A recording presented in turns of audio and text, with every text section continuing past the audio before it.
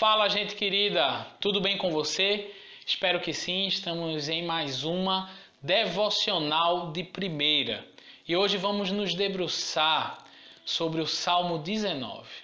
E o Salmo 19 começa falando algo muito interessante. Vamos dar uma olhada nos 4 primeiros versos. Os céus proclamam a glória de Deus e o firmamento anuncia as obras de suas mãos. Um dia discursa a outro dia, e uma noite revela o conhecimento a outra noite. Não há linguagem, não há palavras, e deles não se ouve som nenhum. No entanto, por toda a terra se faz ouvir a sua voz e as suas palavras até os confins do mundo. Olha que coisa incrível, gente. A Bíblia começa falando, no Salmo 19, de um discurso sem palavras. De um discurso que é audível, mesmo sem fazer nenhum som. De um discurso poliglota, que todas as nações, todos os povos, de todas as línguas, conseguem entender. E um discurso global. E esse discurso, seu conteúdo, é melhor ainda. Esse discurso é sobre a glória do próprio Deus. Aquele que fez tudo. E aí, para pensar nisso, é interessante a gente fazer uma ilustração sobre alguém que encontra um quadro pintado. Bem, a pessoa que encontra o quadro pintado, ela olha para o quadro e diz o seguinte: nossa, esse quadro ele foi pintado, foi projetado por alguém dotado de inteligência, por alguém dotado de aptidão, e esse pintor certamente queria passar uma mensagem com esse quadro e a assinatura dele está aqui embaixo. Ou então essa mesma pessoa tinha a possibilidade de olhar para esse quadro e dizer: não, esse quadro é obra do acaso. O caminhão de tinta veio passando e aí houve um acidente, as tintas rolaram, caíram no quadro e depois de uma explosão, bum, o quadro ficou pronto. Bem, a gente sabe que por trás da obra de arte perfeita da criação existe uma mensagem do seu Criador. E essa mensagem é a mensagem acerca da glória de Deus. Por isso que no livro de Romanos, no capítulo 1, no verso de número 20, diz para a gente o seguinte: presta bem atenção, porque os atributos invisíveis de Deus, assim o seu eterno poder, como também sua própria divindade, claramente se reconhecem desde o princípio do mundo, sendo percebido por meio das coisas que foram criadas. Tais homens são, por isso, indesculpáveis.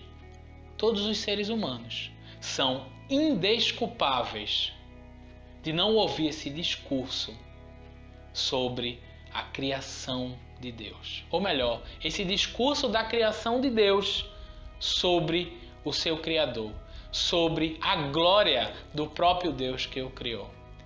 E esse salmo é incrível. Ele pode ser dividido em 3 partes. A primeira parte vai do verso 1 ao verso 6, que fala da glória de Deus revelada na sua criação, proclamada a todo ser humano. Mas do verso 7 ao verso 11, parece que o salmista traz um novo assunto. E olha que coisa interessante, gente. O salmista começa um discurso acerca da palavra de Deus, acerca da lei do Senhor, acerca dos mandamentos do Senhor. Mas o interessante é que ele não muda o discurso. Ele está falando da forma como Deus se revela. E Deus se revela através da sua criação, essa é a revelação natural. Mas Deus continua se revelando, e de forma mais específica, através da sua revelação especial, que é a sua palavra. E a palavra de Deus traz um bem enorme ao nosso coração. O salmista, do verso 7 aos versos 11, ele cita diversos benefícios que a palavra de Deus traz para o nosso coração. E eu queria listar alguns aqui. A palavra do Senhor, ela restaura a nossa alma. A revelação do Senhor especial, ela dá sabedoria aos simples. A lei de Deus alegra o coração. A lei de Deus, a palavra de Deus, ilumina os nossos olhos. A palavra de Deus permanece para sempre. A palavra de Deus é justa. A palavra de Deus é mais desejável do que o ouro. A palavra de Deus é mais doce do que o mel. Quantos benefícios existem em conhecer a palavra de Deus? Quantos benefícios existem em se lançar no conhecimento do nosso Deus? E além de tantos benefícios ao nosso corpo e à nossa alma que a palavra de Deus produz, a palavra de Deus ainda garante uma recompensa futura. Olha como termina o verso 11. Além disso, pela palavra de Deus, se admoesta o teu servo em aguardar a grande recompensa. Além de todos os benefícios para o nosso corpo e para a nossa alma, além de ser a revelação especial de Deus, o próprio coração do Criador aberto, revelado a nós, a palavra de Deus ainda nos garante uma grande recompensa.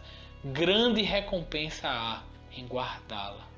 E aí do verso 7 ao verso 11, a gente entende que a glória de Deus é revelada na sua palavra e que grande recompensa há em guardá-la.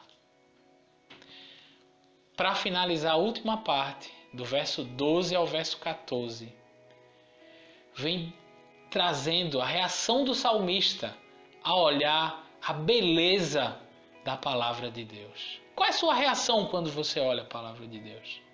Talvez muito parecida com a do salmista. A reação do salmista diante do espelho da palavra foi observar suas próprias faltas. Foi observar suas próprias transgressões. Do verso 12 ao verso 13, ele vem falar da sua transgressão, das suas faltas, dos seus erros, da luta pessoal dele contra a soberba. Quando a gente olha para a palavra, a gente entende quem Deus é, mas também a gente descobre quem nós somos. Semelhante ao profeta Isaías, no capítulo 6, que encontra com o Senhor e ele diz: olha, ai de mim, porque eu sou um pecador.